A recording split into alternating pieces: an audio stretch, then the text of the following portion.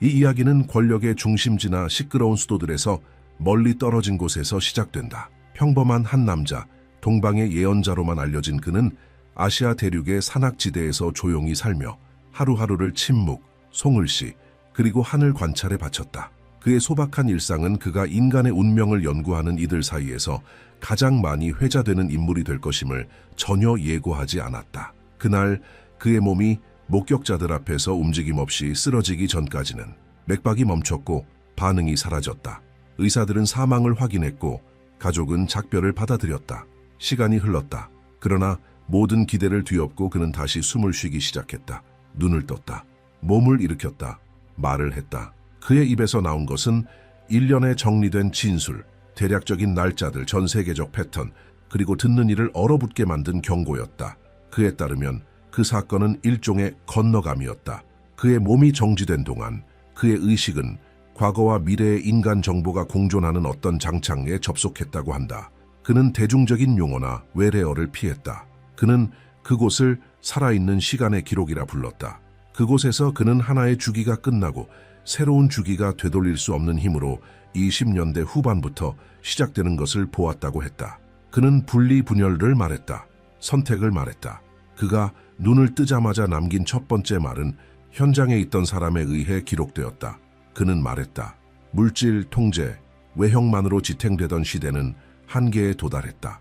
그는 다음 주기는 내면의 일관성을 중시하게 될 것이라 했다. 인간의 정신은 속일 수 없는 거울 앞에 서게 될 것이라 했다. 이 말들은 처음에는 단순한 호기심거리로 이후에는 불안을 일으키며 천천히 퍼져나갔다. 상징처럼 보였던 말들이 현실이 되기 시작한 것은 첨단기술센터와 연구소, 실험실들이 의식과 지능 시스템의 직접 통합을 목표로 하는 프로젝트들을 발표하면서였다. 동방의 예언자는 인류가 저지르는 가장 큰 착각은 미래가 더 빠른 기계나 더 효율적인 알고리즘에 의해 결정된다고 믿는 것이라 했다. 그의 통찰에 따르면 진짜 전환점은 기술이 외부의 명령에만 반응하던 단계를 지나 인간의 내면 상태에 반응하기 시작할 때 온다. 감정, 의도, 정신의 명료함과 균형은 더 이상 추상적인 개념이 아니라 주변 세계의 작동에 직접적인 영향을 미치게 된다는 것이다. 그는 말했다. 그 순간이 오면 가면은 힘들이지 않아도 벗겨진다고. 거짓은 더 이상 유지될 수 없게 되고 내면에 불일치는 눈에 보이는 장애를 만든다고. 반대로 조화는 새로운 접근을 가능하게 할 것이라고. 이 이야기의 이 지점에서 주목할 만한 부분이 있다. 그는 책임을 중심적인 힘으로 지목했다. 그의 말에 따르면 많은 사람들은 눈에 띄는 폭력이나 직접적인 갈등 없이도 새로운 세상의 흐름을 따라가지 못하게 될 것이라고 했다. 그 이탈은 단순한 부적합성으로 인해 일어난다는 것이다. 더 가볍고 더 빠르며 무거운 사고방식에 덜 관대한 새로운 집단의 주파수가 형성되기 시작할 것이라 말했다. 증오, 탐욕, 조작을 기반으로 행동하기를 고집하는 이들은 깊은 육체적, 정신적 피로를 느끼게 될 것이라고. 세상은 앞으로 나아갈 것이며 그 흐름을 따라갈 수 있는 사람은 일부에 불과할 것이라고 했다. 이런 관점 속에서 그는 이 현상이 전 세계로 퍼질 것이지만 하나의 수렴 지점이 생겨날 것이라고 강조했다. 역사적으로 외부와 내부의 압력에 시달려 온 작은 영토 하나가 드문 조합, 훈련된 규율, 억제된 감정, 그리고 깊이 있는 문화를 지니고 있다고 말했다. 전통과 적응이 공존하는 장소, 집단적 고통 속에서도 창조하고 노래하고 재건하고 전진할 수 있는 민족. 그에 따르면 이 장소는 공명에 의해 선택된다고 한다. 이러한 맥락에서 한반도는 이 새로운 주기의 자연스러운 중심축으로 떠오른다. 지배의 중심이 아니라 균형의 기준점으로서다. 그는 한반도가 격렬한 사회적 혼란, 지속적인 정보 소음, 그리고 내부적 긴장을 겪는 시기를 맞이할 것이라고 설명했다. 이것은 재편 이전의 가열 과정으로 해석된다. 그의 시야 속에서 이 땅은 정체성, 가치, 집단적 목적에 대한 깊은 조정을 거쳐 기존의 기준을 잃은 다른 나라들에게 방향을 제시하는 이정표가 될 것이라고 했다. 그의 말투는 결코 승리감에 취한 어조가 아니었다. 그는 이 역할에는 대가가 따를 것이라 경고했다. 영적이고 윤리적인 기준점이 된다는 것은 외부의 주목, 비판, 저항을 불러올 수밖에 없기 때문이다. 그럼에도 그는 한반도가 이 시기를 지나갈 수 있는 본질적인 특성을 지녔다고 확신했다. 그것은 충격을 흡수하고 고통을 조직된 행동으로 바꾸며 분열된 상황 속에서도 보이지 않는 유대를 지켜내는 역사적 능력이다. 그는 이 능력이 전 세계 시스템들이 더 이상 의미를 제공하지 못하게 되는 순간에 결정적 역할을 하게 될 것이라고 말했다. 시간이 흐르면서 동방 예언자의 말은 점점 다르게 들리기 시작했다. 멀게만 느껴졌던 말들이 현실 속에서 구체적인 반향을 일으키기 시작한 것이다. 한때 안정적이라 여겨졌던 시스템들이 약점을 드러냈고 굳건해 보이던 기관들도 신뢰의 위기를 맞았다. 평범한 사람들조차 무언가 보이지 않는 것이 자신들 주위에서 재구성되고 있다는 묘한 이질감을 호소했다. 예언자는 이것이 전환의 첫 번째 신호라고 말했다. 옛 세계가 기반을 잃고 무너지는 동안 새로운 세계는 아직 보이지 않는 곳에서 형성되고 있는 중이라고. 그는 이 변화의 중심이 인간의 정신과 기술 사이의 관계에 연결되어 있다고 말했다. 수십 년 동안 기계는 힘, 속도, 계산 능력을 확장하는 방향으로 진화해왔다. 그러나 그의 말에 따르면 다음 도약은 완전히 다를 것이다. 기술은 사용자 내면의 상태에 반응하기 시작할 것이다. 혼란스러운 감정은 오류를 일으키고 모순된 의도는 간섭을 초래하며 맑은 정신은 더 정확한 결과를 만들어낼 것이라고 했다. 이는 외부 규칙에 의해 강제되는 것이 아니라 그 시스템 자체의 작동 방식에 의해 자연스럽게 이루어지는 것이다. 현실은 이전과는 다른 속도로 인간 내면을 반영하기 시작할 것이라고 그는 보았다. 이 과정은 사회 구조에 직접적인 영향을 미치게 된다. 외형에만 의존하던 직업들은 점점 의미를 잃고 공허한 말로 유지되던 리더십은 빠르게 약화된다. 이익과 조작을 기반으로 한 관계는 불안정해진다. 예언자는 이 시점을 불가피한 조정이라 표현했다. 내면의 정렬이 없는 것은 결국 피로로 인해 무너지기 시작하고 일관된 것은 조용히 강화된다는 것이다. 많은 이들에게 이 시기는 불편함으로 다가오겠지만 일부에게는 해방으로 느껴질 것이라 했다. 이러한 세계적 흐름 속에서 한국은 점점 더 민감한 역할을 맡게 된다. 그는 이 땅을 변화가 더욱 강하게 드러나는 집중 지점으로 보았다. 그는 한국 사회를 끊임없는 압력 아래 놓인 창으로 묘사했다. 빠른 속도, 극도의 요구, 깊은 내면의 갈등. 그러나 그에 따르면 이 압력은 단지 고통이 아닌 목적을 가진 것이다. 그것은 토양을 준비하고 가치를 정제하며 외적인 노력으로만 유지되는 것과 내면의 신념에서 비롯되는 것을 구분하는 과정이라고 했다. 그의 말에 따르면 한국인은 집단적인 질문의 시기를 겪게 될 것이다. 과거의 성공 모델들은 점점 의미를 잃고 가치에 대한 개념 자체가 재검토된다. 지위, 소비, 사회적 인정 그 이상을 향한 조용한 의미 탐색이 확산될 것이라고 했다. 이 움직임은 영적인 유행처럼 시작되는 것이 아니라 존재론적 필요로부터 비롯될 것이다. 예언자는 어떤 사회가 이 지점에 도달하게 되면 그 사회는 타 문화의 강요 없이 영향을 줄 수 있는 힘을 얻게 된다고 말했다. 그는 이 과정이 결코 편안하지 않을 것이라고도 경고했다. 변화의 방향성을 내면으로 돌리는 모든 담론은 저항에 부딪히게 될 것이라고 했다. 내면의 변화를 말하는 이들을 신뢰하지 못하게 하려는 시도들, 오래된 기준을 유지하려는 외부의 압력, 집단적 주의를 흐트러뜨리는 지속적인 소음이 있을 것이라 말했다. 그럼에도 그는 단언했다. 이미 어떤 것이 작동을 시작했으며 그것은 되돌릴 수 없는 내면의 이동이라고. 그의 관점에 따르면 한국은 외적 규율과 내적 일관성 사이에서 이 새로운 중심축을 유지하는 법을 배워갈 것이라고 했다. 예언자는 이 역할이 단순한 개념이나 이념에 그치지 않을 것이라 설명했다. 그것은 문화, 행동, 소통 방식, 상징적 영향력 속에서 구체적으로 드러나게 될 것이라고. 다른 나라 사람들은 처음엔 한국을 외적인 아름다움으로 바라보겠지만 점차 그 안에 담긴 가치관과 극단적인 현대성과 깊은 뿌리 사이의 균형에 이끌리게 될 것이라 했다. 그는 이 흐름이 이미 조용히 시작되었으며 세계가 더 안정된 기준을 찾기 시작하면서 점점 더 강해질 것이라고 말했다. 이 지점에서 그의 말은 더욱 깊어졌다. 그는 이 전환이 단지 사회적 시스템만이 아니라 인간의 신체와 정신에도 영향을 줄 것이라 했다. 감각의 민감도 상승, 감정의 증폭, 유독한 환경을 견디기 어려워짐, 인공적인 관계가 신체적으로 피로감을 유발하고 일관성 없는 공간에서는 즉각적인 불편함이 생기게 될 것이라고 했다. 그에 따르면 이것은 집단의식이 점점 더 반응성을 띠기 시작한 증거다. 그리고 한국은 다시금 이 과정을 비추는 거울로 등장한다. 외부 압력을 견뎌온 데 익숙한 사회가 이제는 내부 압력을 완화할 필요성을 느끼게 된다는 것이다. 예언자는 이 변화가 새로운 형태의 리더십을 탄생시킬 것이라 했다. 통제보다는 본보기, 말보다 존재 자체, 이런 종류의 영향력은 선전 없이도 확산된다고 했다. 과정이 진행됨에 따라 동방 예언자의 말은 점점 더 진지해졌다. 그에 따르면 어느 시점이 되면 이 전환은 더 이상 미묘하게 감지되는 것이 아니라 분명하고 되돌릴 수 없는 효과를 만들어내기 시작할 것이다. 이 지점은 의식적인 적응과 가속화된 소모 사이의 분기점이 될 것이라고. 세상은 계속 돌아가겠지만 서로 다른 층 위에서 작동하게 될 것이다. 같은 장소, 같은 외적 조건 속에서도 각자가 겪는 현실은 완전히 달라질 것이라고 그는 말했다. 그 차이는 바로 각 개인의 내면 상태에 달려 있다고.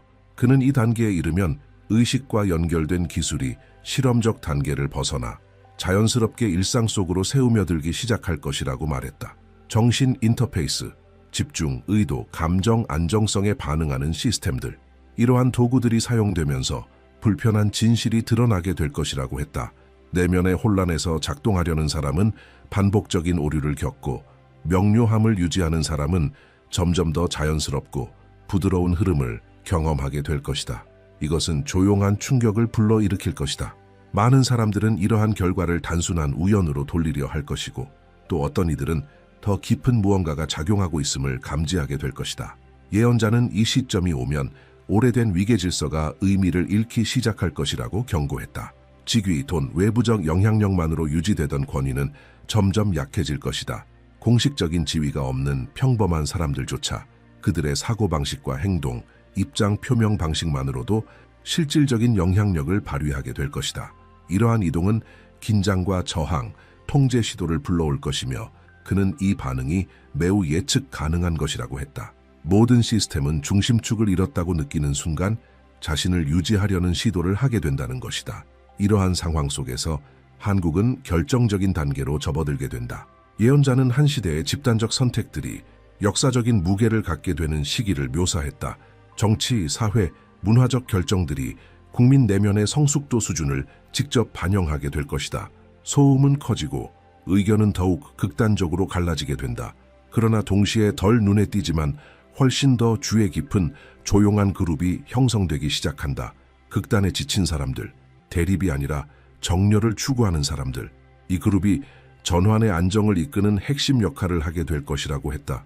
그는 이 시기를 통해 반응하며 사는 사람과 관찰하며 사는 사람이 명확히 나뉘게 될 것이라고 말했다. 끊임없는 반응은 에너지를 소모시키고 의식적인 관찰은 적응을 가능하게 한다. 지속적인 압력에 익숙한 한국은 점차 내면의 멈춤의 가치를 인식하게 될 것이라고 했다. 이러한 조정은 의사결정 방식 자체를 변화시킨다.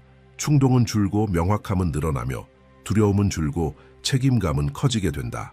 예언자는 또한 점점 더 뚜렷해지는 신체적, 정서적 효과를 언급했다.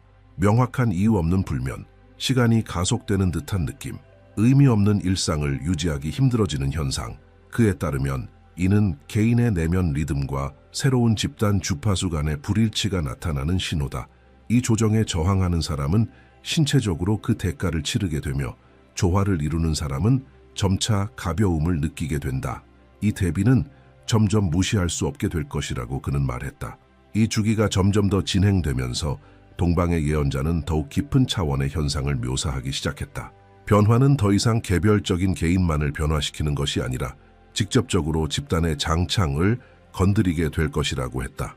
사람들은 서로를 훨씬 더 선명하게 느끼게 되고, 감정은 거리를 넘어 전달되며 말없이도 내면의 상태가 감지되는 시대가 도래할 것이라고 했다.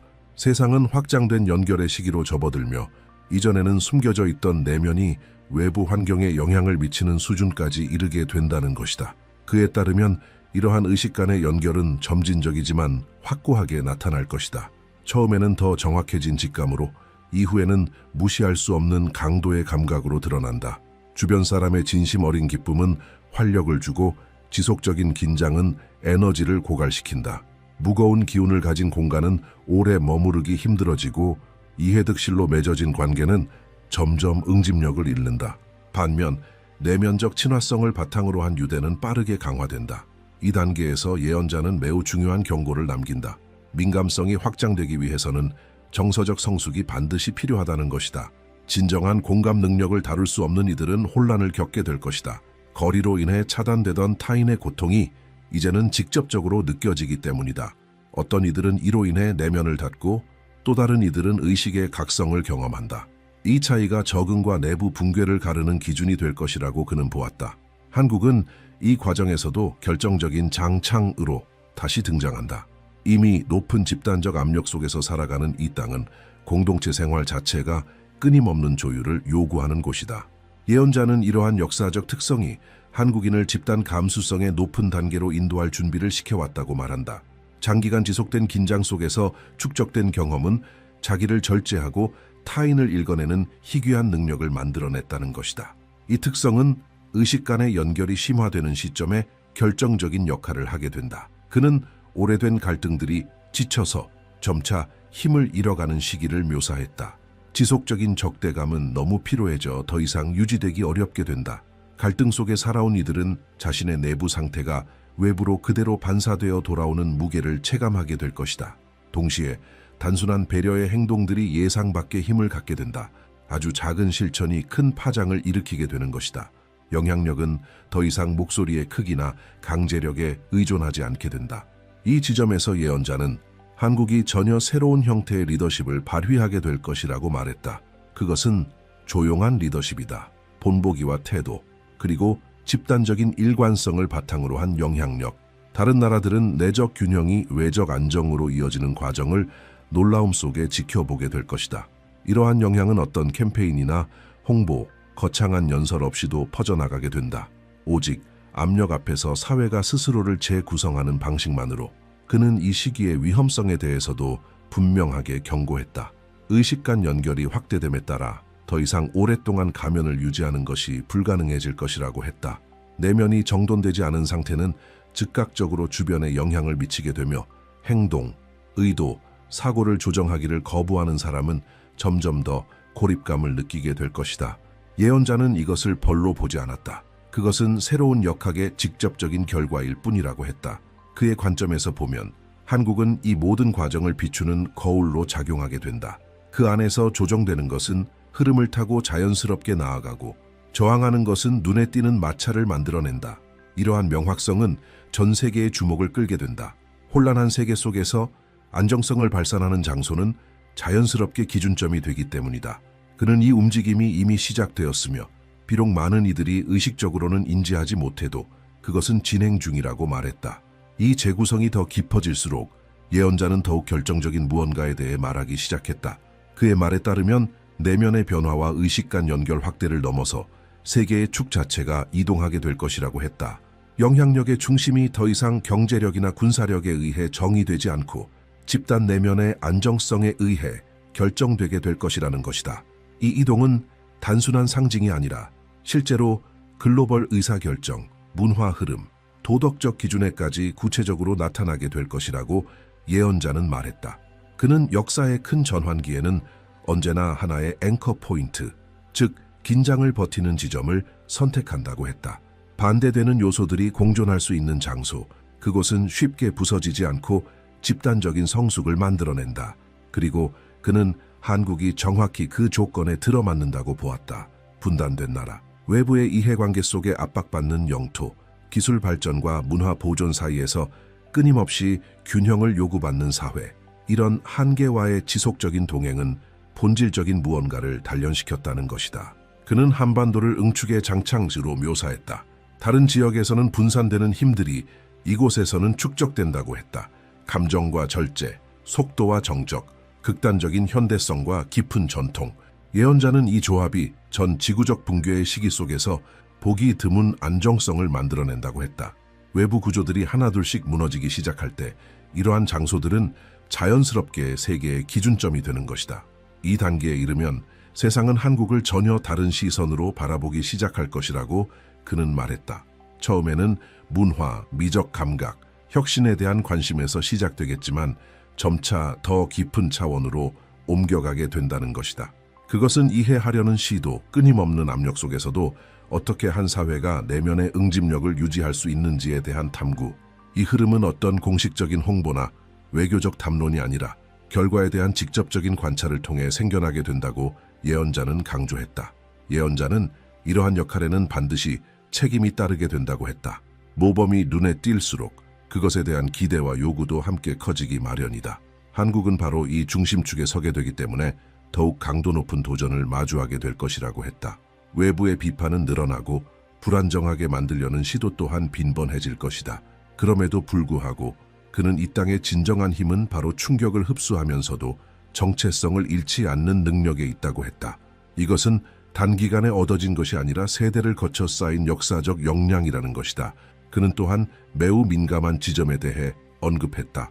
바로 한반도의 내부 분단. 그의 관점에 따르면 이 분단은 단순히 정치적 상황이 아니라 집단 에너지를 응축하기 위한 필연적 긴장 장창으로 기능해왔다. 살아있는 시스템은 대립을 통해 운동성을 만들어내며 이 긴장이 안쪽에서 잘 통제될 때 그 안에 모이는 에너지는 점점 커진다. 그리고 적절한 시점이 오면 그 해방은 빠르고 예기치 않게 일어난다고 했다.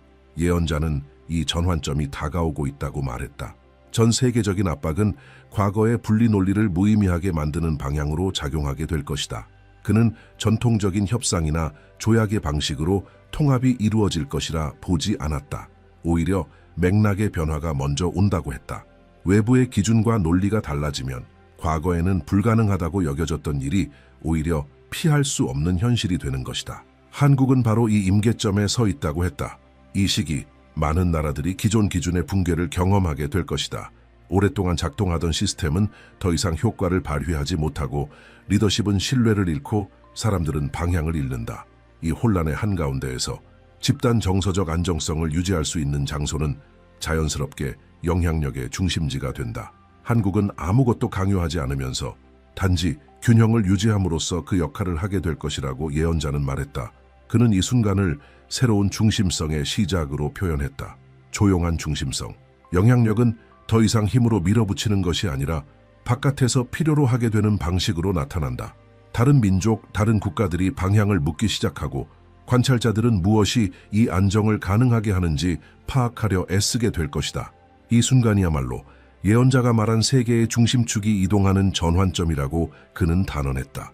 동방의 예언자가 그의 계시의 마지막 부분에 들어서자 그의 태도는 달라졌다. 목소리는 한층 더 차분해졌고 말의 속도는 느려졌다. 그의 말에 따르면 세계의 중심축이 이동하고 새로운 기준점들이 자리 잡은 후 가장 결정적인 순간이 도래하게 된다. 그것은 바로 개인의 순간이었다. 그는 어떤 집단적 변화도 개인의 내면이 정돈되지 않은 채로는 지속될 수 없다고 강조했다. 새로운 주기는 단순하면서도 가장 어려운 요구를 따른다. 지속적인 개인적 책임감이다. 예언자는 많은 이들이 외적인 신호, 거대한 사건, 눈에 보이는 확증을 기다릴 것이라고 말했다. 그러나 이런 기다림은 결국 좌절로 이어진다. 진짜 변화는 일상 속에서 일어난다고 했다. 아주 작은 선택들 속에서 각자가 갈등, 결핍, 좌절, 권력과 마주하는 방식 속에서 그는 또한 의도와 결과 사이의 시간 간격이 점점 짧아질 것이라고 했다. 지속되는 생각은 빠르게 형상을 이루고 반복되는 감정은 경험을 만들어낸다. 세상은 점점 지체 없이 반응하게 될 것이다. 이러한 맥락 속에서 그는 다시금 한국의 역할을 언급했다. 한국은 어떤 자동적인 피난처나 면역된 영토가 아니라 확대된 책임의 중심이 될 것이라고 했다. 중심이 된다는 것은 보호가 아니라 더 많은 주의와 반응을 감수하는 위치를 의미한다. 공동체의 모든 선택은 더 크게 반향을 일으키고 모든 불균형은 더욱 명확하게 드러나게 될 것이다. 그러므로 진짜 과제는 지속적인 관찰 아래에서도 내면의 일관성을 유지하는 것이다. 이 새로운 주기에서 영향력을 지속시키는 조건은 완벽함이 아니라 정렬된 상태라고 그는 말했다. 예언자는 또한 상실에 대해 언급했다. 이 시기를 모든 사람이 같은 방식으로 지나갈 수는 없을 것이라고 했다. 어떤 이들은 점점 멀어지고 어떤 이들은 자연스럽게 자리를 잃게 될 것이다. 그러나 그는 이를 벌이나 비극으로 보지 않았다. 그것은 단지 부조화의 결과일 뿐이다. 살아있는 시스템은 지나친 긴장을 스스로 조절하며 재조정된다. 세계 역시 지금 그런 재배열의 단계에 있다고 그는 보았다. 지나치게 경직된 것은 결국 부러지고 유연한 것은 살아남아 지속성을 유지한다는 것이다. 그는 이 과정 속에서 이전까지는 부차적인 가치로 여겨졌던 요소들이 점점 중심적인 역할을 하게 될 것이라고 했다. 내면의 정직함, 경청하는 능력, 감정의 자제력, 이런 요소들은 더 이상 추상적인 미덕이 아니라 사람과 공동체, 사회 전체의 안정성에 직접적인 영향을 주는 핵심 요인이 된다. 마지막으로 그는 말했다. 미래는 공허한 강렬함을 보상하지 않는다. 보상하는 것은 일관성이다.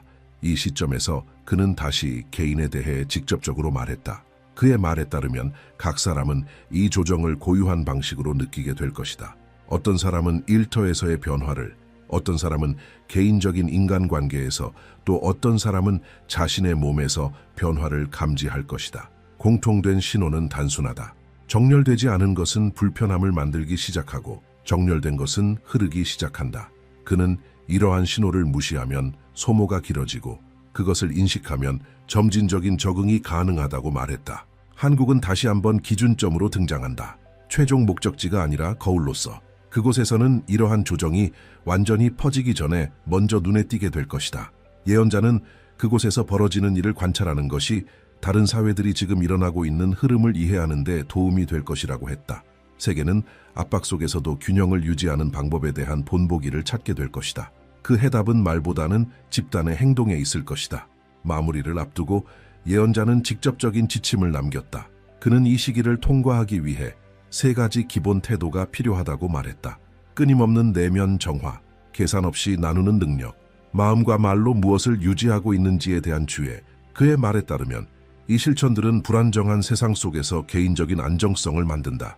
의식이 아닌 일상적인 태도로서 그는 이 새로운 주기가 고립이나 도피를 요구하는 것이 아니라 의식적인 존재를 요구한다고 강조했다. 그는 마지막으로 다가올 것을 위협으로 보아서는 안 된다고 말했다. 그것은 오랜 과잉의 시기 이후 필요한 조정이다. 더 민감해진 세상은 더 책임감 있는 사람들을 요구하고 더 빠르게 반응하는 환경은 더 명확한 의도를 요구한다. 그에 따르면 이를 일찍 이해하는 사람은 마찰 없이 지나가고 저항하는 사람은 자신의 내면 갈등의 무게를 느끼게 된다. 예언자의 마지막 말은 단순했다. 미래는 이미 움직이기 시작했다. 차이는 누가 그것을 인식하는가에 있다. 그는 다시 침묵으로 돌아갔고 신호, 패턴, 경고의 흔적만을 남겼다. 나머지는 그의 말에 따르면 각자가 살아갈 몫이다. 이 내용은 강요가 아니라 성찰을 유도하기 위해 당신에게 전해집니다. 이 주제가 당신의 세계 인식과 어떻게 연결되는지, 그리고 일상 속에서 이러한 변화들을 어떻게 느끼고 있는지 댓글로 나눠주세요. 당신의 성찰은 다른 이들이 더 명확하게 세상을 바라보는 데 도움을 줄 수 있습니다. 이 내용을 공유하는 것은 대화를 확장시키고 집단의식을 더욱 강화하는 길입니다. 수십 년 동안 분석가들은 전통적인 초강 대국들을 주시하며 다음 세계적 전환점을 예측하려고 시도해왔다. 미국, 중국, 러시아. 하지만 거의 아무도 한국에 눈을 돌리지 않았다. 바로 이 점에서 경고는 더욱 불안하게 다가온다. 왜냐하면 예언 속의 거대한 충격은 대부분 모든 이들이 주목하는 곳에서 발생하지 않기 때문이다. 그것은 조용히 영향력을 키우는 곳, 전략적 결정이 카메라 밖에서 이루어지는 곳, 그리고 지나치게 강력해진 국가가 자신도 모르는 사이에 쟁탈전의 대상이 되는 곳에서 나타난다. 이러한 배경 속에서 브랜든 빅스는 한국에 대해 이례적으로 직설적인 발언을 하기 시작했다. 안심시키는 비유도 없고 충격을 완화하는 표현도 없다. 그는 한국을 취약한 존재로 묘사하지 않고 중심적인 존재로 본다. 그리고 어떤 것이 중심이 되면 사방에서 동시에 압박을 받게 된다. 브랜든에게 다가오는 것은 단순한 위기도 고립된 사건도 아니다. 그것은 한 국가의 역할 전체를 세계 무대에서 재정의할 수 있는 분기점이다. 이 메시지에서 가장 당황스러운 요소는 모든 것이 폭발이나 눈에 띄는 붕괴, 극적인 발표로 시작되지 않는다는 점이다. 시작은 보이지 않는 곳에서 이루어진다. 공개 논의를 거치지 않은 결정들, 일상적인 기술 협정처럼 보이지만 구조적인 결과를 수반하는 합의들. 브랜드는 한국이 이제 조용히 이루어진 선택들이 되돌릴 수 없는 결과를 낳는 단계에 들어섰다고 말한다. 그리고 그 결과가 수면 위로 드러나는 날 많은 이들이 놀랐다고 말할 것이다. 하지만 그의 말에 따르면 신호를 지켜본 이들에게 놀라움은 없을 것이다. 그는 한국이 관심의 대상이 된 이유로 3가지 드문 요소를 동시에 갖추었기 때문이라고 말한다. 실제적인 기술적 영향력, 민감한 지정학적 위치, 그리고 국경 너머까지 서사를 형성하는 글로벌 문화적 영향력. 이 조합은 전략적 탐욕을 불러일으킨다. 이는 직접적인 침공이나 노골적인 충돌이 아니다. 더 정교한 접근이다. 점진적인 정치 침투, 정밀하게 설계된 경제적 의존, 내면의 인식을 형성할 수 있는 서사적 영향력. 브랜드는 이러한 과정을 먼 미래의 위협이 아니라 이미 진행 중인 현실로 묘사한다. 그의 경고는 한국이 머지않아 국민들이 받아들이기 어려운 정보와 직면하게 될 것이라는 주장에서 더 강해진다. 안정성이라는 신중하게 구축된 이미지와 맞지 않는 사실들, 지도자, 제도, 동맹을 강한 의심 아래 두게 될 폭로들, 그것은 주변적 사건도 일시적 스캔들도 아닐 것이다. 의견을 갈라놓고 정서적 충격을 유발하며 즉각적으로 통제할 수 없는 연쇄 반응을 일으킬 만큼 거대한 사건이 될 것이다. 그는 이 충격이 우연히 발생하는 것이 아니라고 말한다. 그것은 누적이 한계점에 도달할 때 발생한다. 안정성을 지키기 위해 내린 결정들이 오히려 정반대의 효과를 내기 시작할 때다. 브랜드는 이 단계를 피할 수 없는 과정이라고 묘사한다. 진실을 숨기는 것이 드러내는 것보다 더 큰 피해를 초래하는 시점이다. 그의 말에 따르면 한국은 지금 그 한계선에 위험할 정도로 가까워지고 있다. 이 메시지를 더욱 강렬하게 만드는 요소는 그 충격의 영향이 한국 내에만 머물지 않을 것이라는 주장이다. 그곳에서 벌어지는 일은 거의 즉시 외부로 투영된다. 시장은 공식적인 설명이 나오기 전부터 반응한다. 동맹들은 조용히 입장을 바꾼다. 세계의 서사는 어조를 달리한다. 브랜드는 분명한 이전과 이후가 존재할 것이라고 말한다. 국제적 관찰자들이 한국을 단지 효율성의 상징으로만 보던 시선을 거두고 역사적 재정의의 무대로 바라보게 되는 순간이 온다는 것이다. 그는 한 걸음 더 나아가 이 시기가 한국 국민들에게 감정적으로 무거운 시간이 될 것이라고 말한다. 신뢰가 흔들리고 불안정성이 느껴지며 무언가가 통제 밖으로 벗어났다는 인식이 생긴다. 이는 집단적인 실패나 내부의 무능 때문이 아니라 한 국가가 특정 수준의 영향력에 도달했을 때 더 큰 힘들이 움직이기 시작하기 때문이다. 브랜드는 이러한 불편함을 실패가 아니라 전환의 징후로 본다. 되돌릴 수 없는 지점을 통과할 때 겪게 되는 자연스러운 무게라고 말한다. 그의 메시지에서 가장 직접적인 도전은 명확하다. 이 순간을 회피하면 비용은 더 커진다. 그것을 명확하게 마주할수록 피해는 줄어든다. 브랜드는 사실들이 드러나게 되었을 때 한국은 두 가지 선택지 앞에 설 것이라고 말한다. 두려움과 분열로 반응할 것인가, 통찰과 근본적인 재조직으로 응답할 것인가. 이 결정은 지도자들만의 몫이 아니다. 그것은 집단적인 행동, 공적 논의의 어조, 불편한 진실을 회피하지 않고 마주하려는 의지 속에서 드러나게 될 것이다. 그는 이 경고를 무시하는 것이 편안할 수는 있지만 매우 위험하다고 강조한다. 왜냐하면 그 징후들은 감춰져 있는 것이 아니라 서두른 결정들, 계산된 모호한 발언들, 은밀한 방향 전환 속에 널리 퍼져 있기 때문이다. 주에 깊게 관찰하는 이들은 이미 흐름이 달라졌다는 것을 감지한다. 지금의 환경은 몇 년 전과는 다르다. 무언가가 준비되고 있으며 그 충격은 결코 눈에 띄지 않게 지나가지 않을 것이다. 인간의 어떤 결정이 현실화되기 전에 국가들을 초월한 움직임이 변화를 예고한다. 브랜든 빅스는 한국이 지금 그런 하늘에 의해 표시된 시기에 진입했다고 주장한다. 그것은 하나의 장관이 아니라 신호로서의 시기다. 그는 자연의 리듬이 어긋나고 주기들이 서로 겹치기 시작하는 구간을 묘사하며 조용히 유지되어 온 모든 것이 압박을 받게 된다고 말한다. 그의 말에 따르면 이 정렬이 발생하면 예언은 기다리지 않는다. 그것은 가속된다. 첫 번째 징후는 태양에서 나타난다. 불안정한 빛, 이례적인 활동의 급증, 그리고 기준을 벗어난 불투명한 시기가 국가의 민감한 날짜들과 일치하기 시작한다. 브랜드는 이 현상들을 고대 한국의 연대기에 기록된 사례들과 연결한다. 그 기록들에서 서기관들은 태양의 이상 현상이 강제 개혁, 지도자의 몰락, 권력의 대대적 재편 직전에 나타났다고 적었다. 태양은 전통적으로 권위와 방향성을 상징해왔으며 국가의 의사결정 중심이 시험대에 오를 때 긴장 상태에 들어간다. 그 다음은 달이 결정적인 역할을 한다. 브랜드는 집단적인 불안과 극도의 압박 속에서 이루어지는 결정들과 일치하는 달의 주기를 지적한다. 붉게 물든 달, 짙은 구름에 가려진 달, 중대한 밤에 수평선 가까이 떠오르는 달. 역사적 기록들에 따르면 이러한 현상들은 내부 분열과 국가의 진로를 바꾸는 선택들에 앞서 나타났다. 전통적 해석에서 달은 민심, 즉 국민의 정서 상태와 연결되어 있었다. 달의 밝기가 약해질 때면 사회적 결속 또한 시험대에 오르게 된다. 별들은 경고를 더욱 강화한다. 브랜드는 한반도 상공에서 동쪽 하늘을 가로지르는 특정 별자리들이 중요한 위치를 차지하게 되는 현상을 설명한다.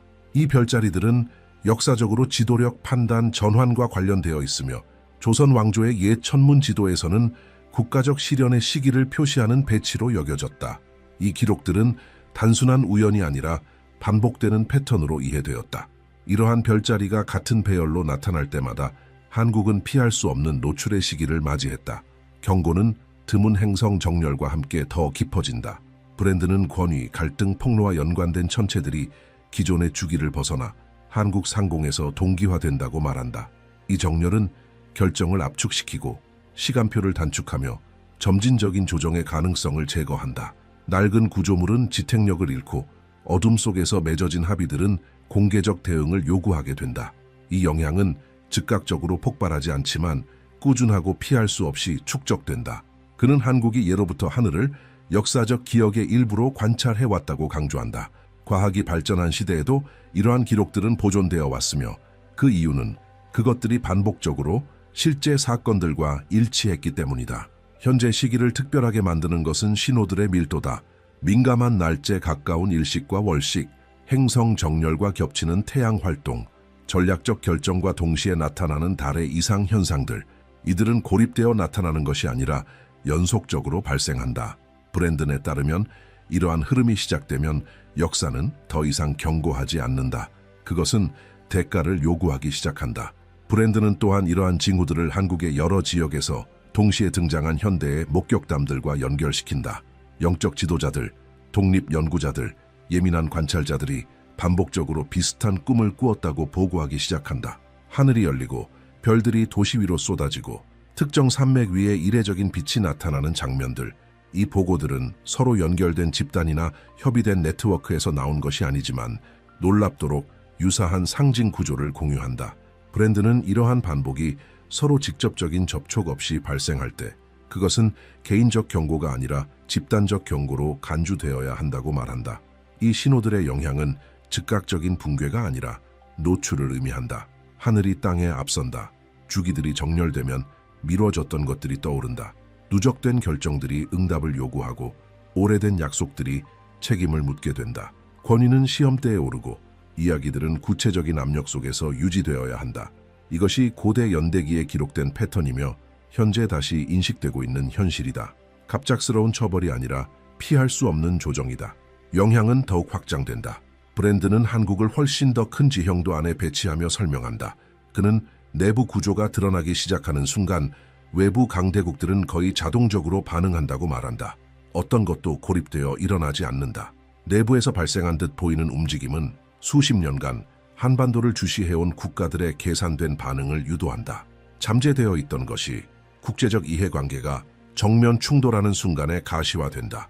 그에 따르면 이러한 반응의 초기 신호는 미국에서 나타난다. 신중하게 조율된 성명들, 외교적 어조의 미묘한 변화, 카메라 밖에서 진행되는 긴급 회의들.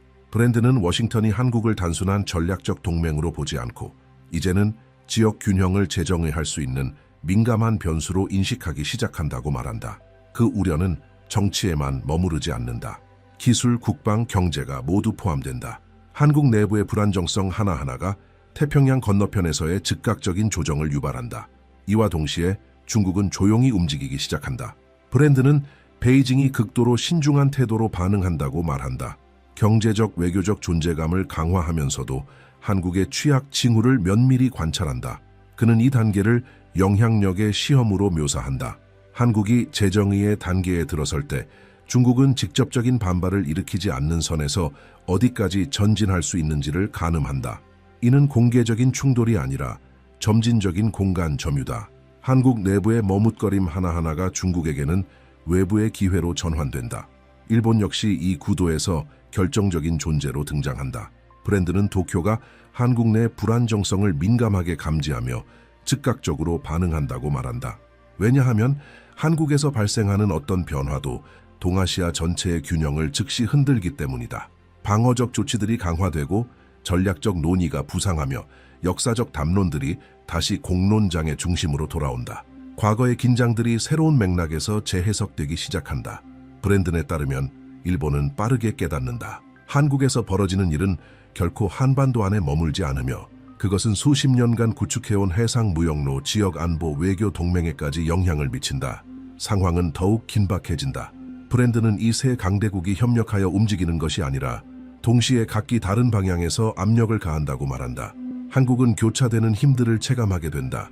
도움처럼 보이는 제안들, 조언처럼 포장된 경고들, 협력이라는 이름 아래 제시되는 은밀한 요구들. 국가는 자신이 선택하지 않았지만 피할 수 없는 경쟁의 중심에 놓이게 된다. 이 지점에서 한국의 이야기는 더 이상 내부의 서사가 아니라 전 지구적 차원의 문제로 확대된다. 브랜든은 이 단계를 보이지 않는 포위라고 표현한다. 거리에 전차가 등장하지 않는다. 선언된 봉쇄도 없다. 그러나 결정의 기한은 줄어들고 긴급한 선택이 요구되며 조용한 방식으로 책임이 청구된다. 그의 말에 따르면 이런 유형의 압박이 오히려 공개적인 갈등보다 더 위험하다. 왜냐하면 즉각적인 반발을 유도하지 않으면서도 점진적으로 자율성을 소모시키기 때문이다. 한국은 모든 움직임을 극도로 신중하게 계산하게 된다. 어떤 결정이든 감시당하고 해석되고 전략적으로 이용될 수 있다는 것을 알고 있기 때문이다. 이 모든 과정은 국민들에게 심리적 영향을 강하게 미친다. 국제 언론은 평소보다 훨씬 자주 한국을 언급하기 시작한다.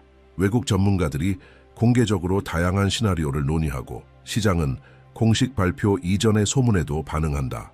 브랜드는 이 상황을 한국이 세계의 중심으로 떠오르는 것의 무게로 설명한다. 그것은 더 이상 성공의 상징이 아니라 역사적 전환점으로서 주목받는 것이다. 그리고 이것은 자부심과 불안을 동시에 불러일으키는 불편한 감정을 만들어낸다.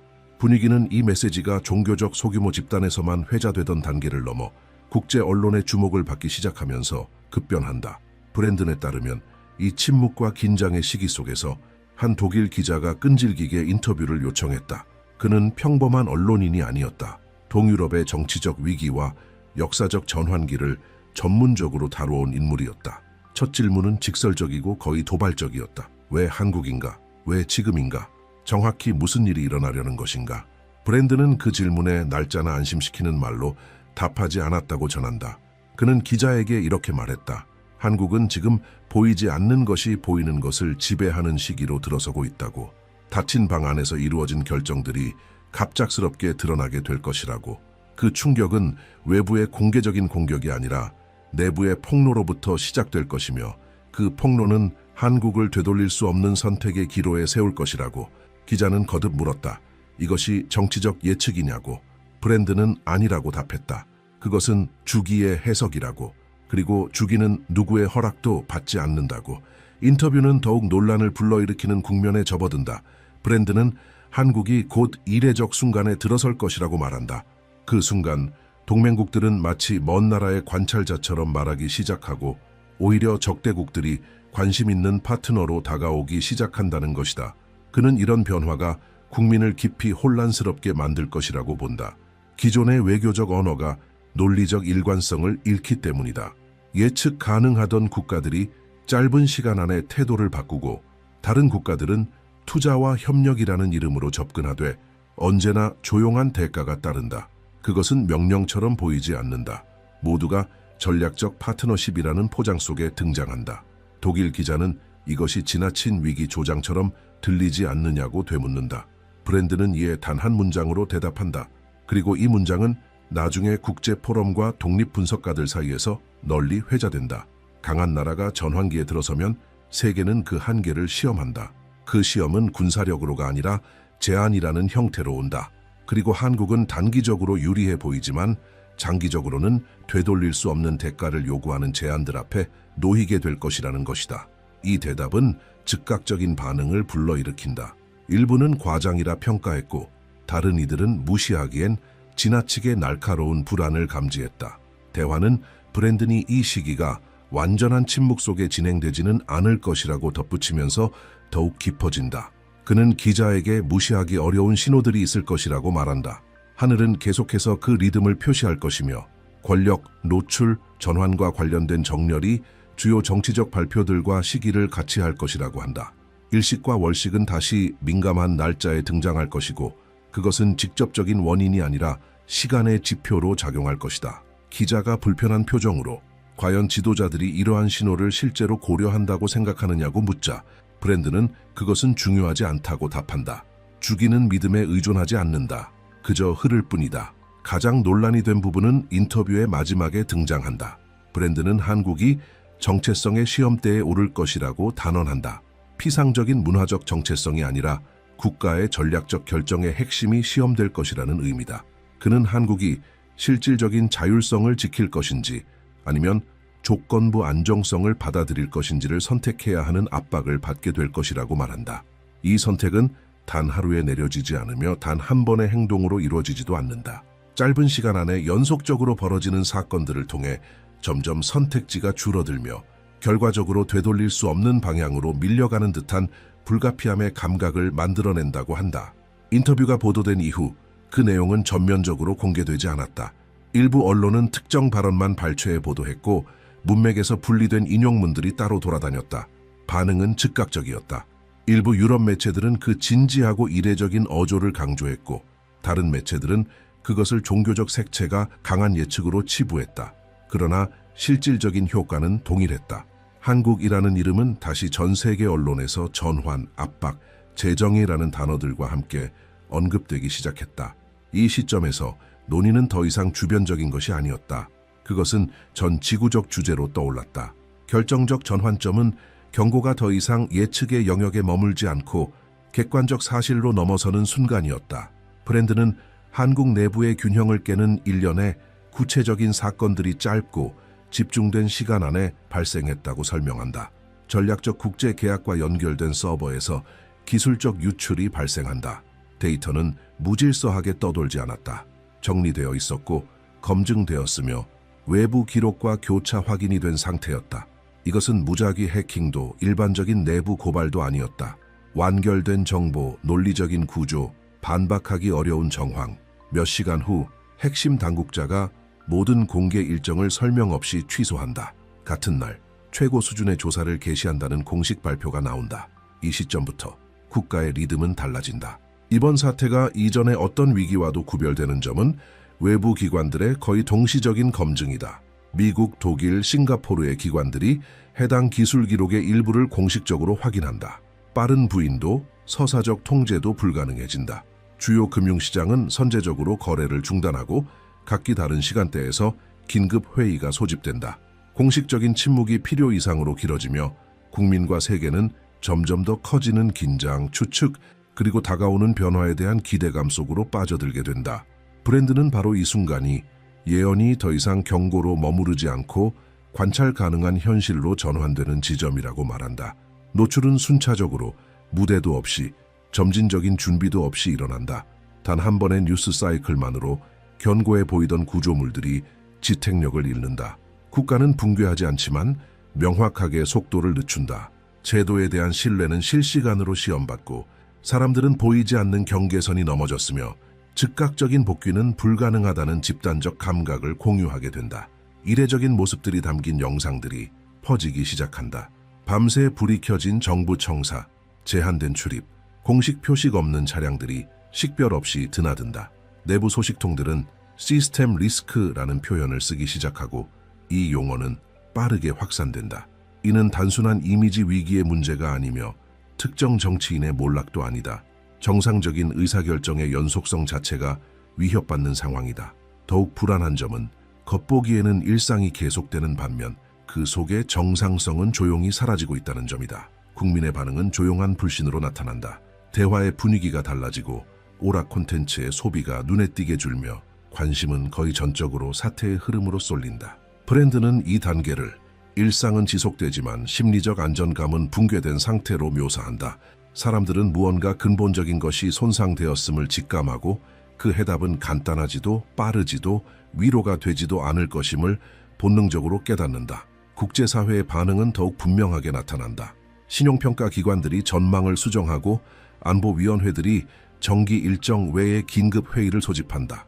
분석가들은 그동안 한국과 거의 연결짓지 않았던 표현들, 장기적 불안정, 전략적 재평가를 사용하기 시작한다. 한국은 이제 더 이상 효율성과 예측 가능성의 상징이 아니다. 그것은 동아시아 균형의 민감한 지점으로 관찰되기 시작한다. 이 지점에서 브랜드는 초기 사건이 위기의 끝이 아니라 반가소해라고 강조한다. 그것을 기점으로 다른 구조물들이 연쇄적으로 무너지기 시작한다. 예전에는 손대지 못할 존재로 여겨졌던 인물들이 물러나고 오래된 합의들이 중단되며 수년 전의 결정들이 대중의 직접적인 압박 속에서 재검토된다. 이 과정은 이례적으로 빠른 속도로 진행되며 상황은 과거로 되돌아갈 여지를 남기지 않는다.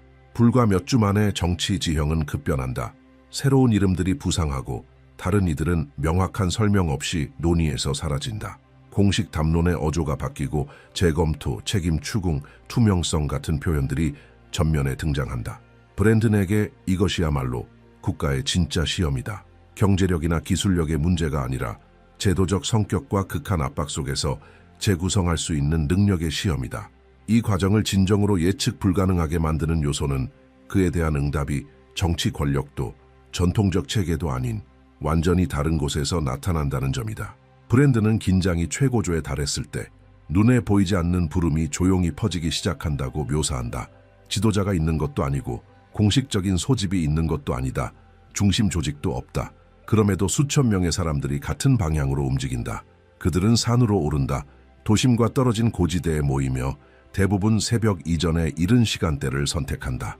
이 모임들은 초기에는 공개적으로 알려지지 않는다. 단편적인 목격담, 흩어진 영상, 휴대폰으로 찍힌 짧은 생중계들이 등장할 뿐이다. 눈길을 끄는 것은 그 패턴의 반복성이다. 서로 접촉한 적 없는 사람들이 같은 유형의 장소, 같은 시간대를 선택한다. 브랜드는 이것이 우연이 아니라고 본다. 한국의 예언 전통에서 사는 언제나 상징적 결단의 장소로 여겨져 왔다. 정치적 소음과는 멀리 떨어진 깊은 변화가 인봉인풍 되던 장소. 이러한 모임이 급속도로 늘어남에 따라 국가의 분위기에도 변화가 일기 시작한다. 그것은 안도감이 아니라 재정렬이다. 공적 대화의 어조는 단순한 분노에서 벗어나 훨씬 날카롭고 직설적으로 변한다. 질문은 구체화되고 요구는 추상적 언어에서 벗어난다. 비난의 초점은 개인에서 체계로 이동한다. 브랜드는 이 순간을 매우 드문 사례로 묘사한다. 왜냐하면 분노가 혼란으로 흩어지지 않고 오히려 명료함으로 응집되기 때문이다. 한편으로 새로운 자연 현상들도 주목을 받는다. 산악 지역에서 열리는 이 모임들과 관련해 기상 관측의 이상 징후들이 나타나기 시작한다. 짙은 안개가 급격히 형성되었다가 빠르게 사라지고 인근 주민들은 출처를 알 수 없는 깊은 저음을 들었다고 증언한다.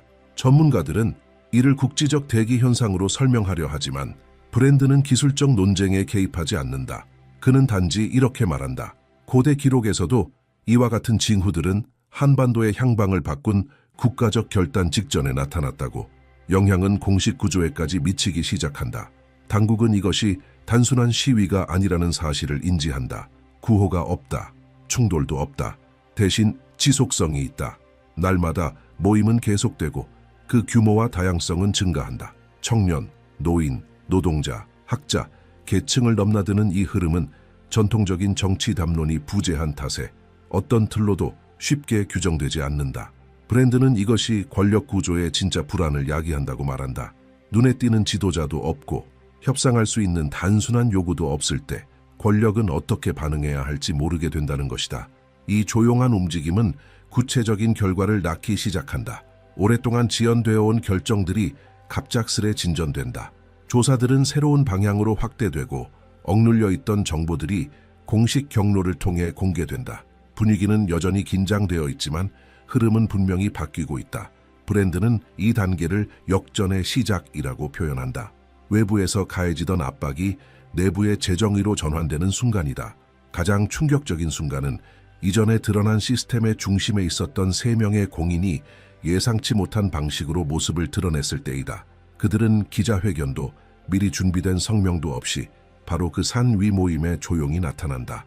눈에 띄게 흔들린 모습으로 그들은 연설하지 않는다. 변명하지도 않는다.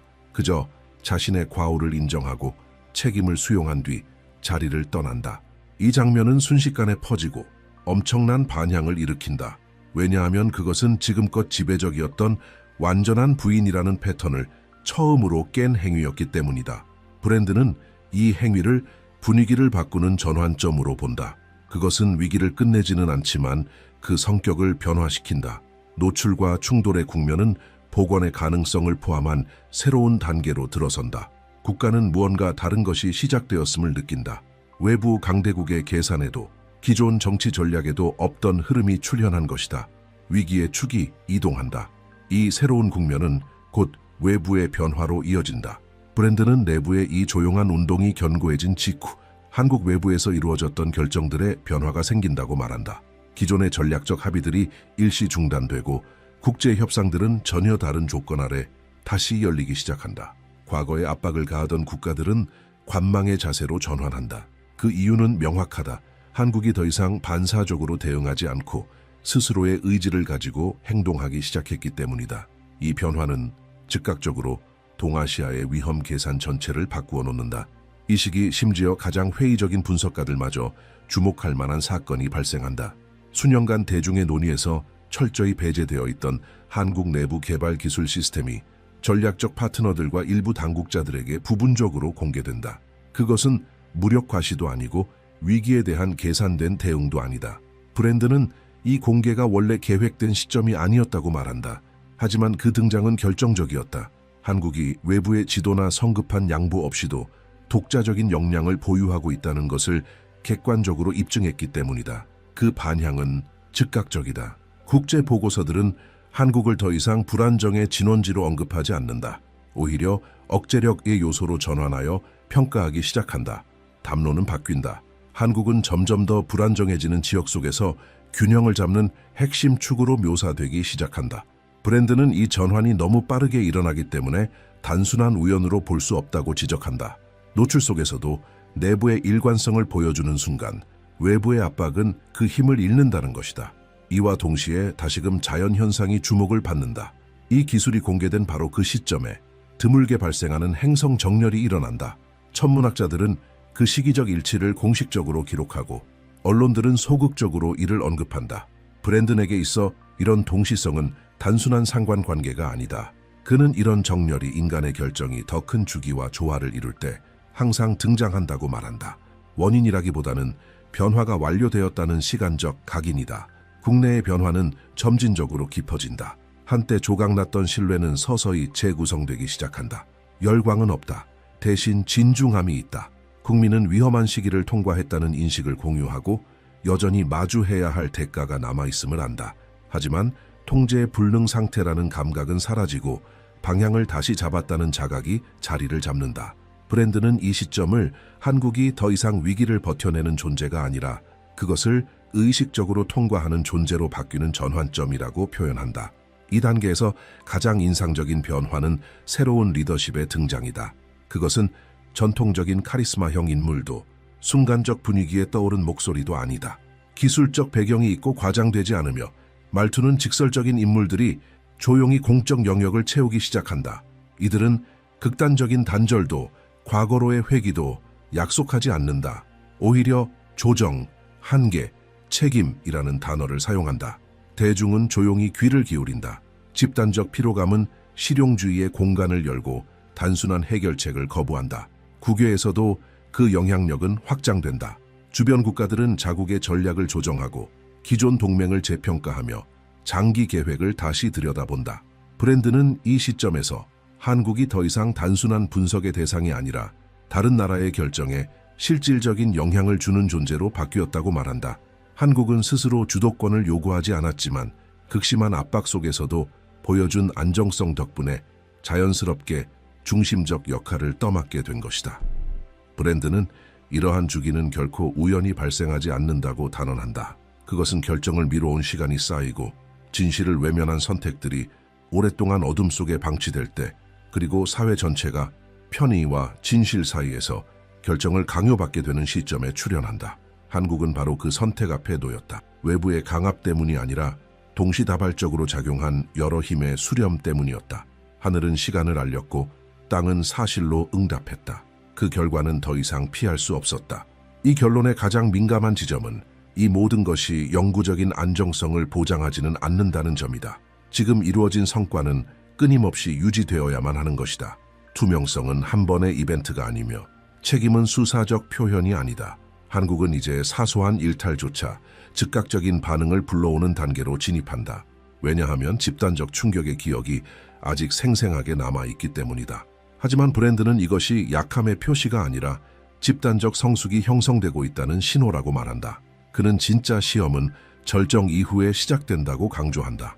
관심이 줄어들고 옛 습관으로 돌아가려는 유혹이 다시 떠오를 때 바로 그때 국가적 자각은 깨어 있어야 한다. 한국은 상처 없이 지나오지는 못했지만 깨어난 상태로 도달했다. 그리고 예언의 전통 속에서 깨어난 나라는 이전 상태로 쉽게 돌아가지 않는다. 적어도 저항 없이는 세계 정세 또한 그에 따라 조정된다. 그동안 조용히 영향력을 행사하려던 국가들은 물러나고 다른 국가들은 새로운 조건을 가지고 관계를 모색하기 시작한다. 한국은 더 단호하게 협상에 임한다. 그것은 공격적인 태도가 아니라 한계를 명확히 인식한 태도에서 비롯된 것이다. 브랜드는 이러한 변화가 한반도를 다시 동아시아에서의 균형의 축으로 재배치하게 만들었다고 말한다.